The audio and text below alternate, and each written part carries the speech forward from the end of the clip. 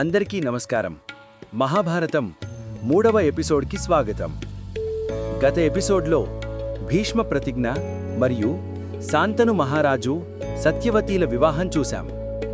ఇప్పుడు వారి కుమారులు మరియు వంశపరంపర కోసం జరిగిన సంఘటనలు చూద్దాం.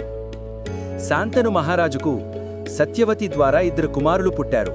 వారు చిత్రాంగదుడు మరియు విచిత్రవీర్యుడు. వీరు కురువంశానికి వారసులు. కానీ దురదృష్టవశాత్తు చిత్రాంగదుడు యువకుడిగానే యుద్ధంలో మరణించాడు. దీంతో చిన్న వయసులోనే విచిత్రవీర్యుడు హస్తినాపురానికి రాజువయ్యాడు. ఆయనకు వివాహం చేయాలని అనుకున్నారు. అప్పుడే కాశీరాజ్యంలో స్వయంవరం జరుగుతున్నట్లు తెలిసింది. అక్కడ 3 రాజకుమార్తెలు అంబ, అంబిక, అంబాలిక ఉన్నారు. అక్కడ ఉన్న రాజులు గర్వంగా పోటీకి సిద్ధమయ్యారు. కానీ హస్తినాపుర ప్రతిష్ఠ కోసం భీష్ముడు అక్కడికి వెళ్ళి వీరిని రథంపై ఎక్కించుకొని హస్తినాపురానికి బలవంతంగా తీసుకువచ్చాడు. కాని అంబ తన మనసు మరో రాజుకిచ్చేసింది.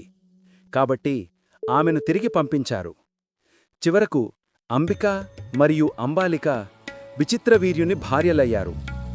కాని దురదృష్టవశాత్తు విచిత్రవీర్యుడు అల్పాయుష్కుడు. ఆయన సంతానం లేకుండానే మరణించాడు. దీంతో కురువంశం కొనసాగడం కష్టమైంది. అప్పుడు సత్యవతి ఏం చేసింది అనేది తర్వాతి ఎపిసోడ్లో తెలుసుకుందాం. Thank you for watching. For more episodes please like, share and subscribe.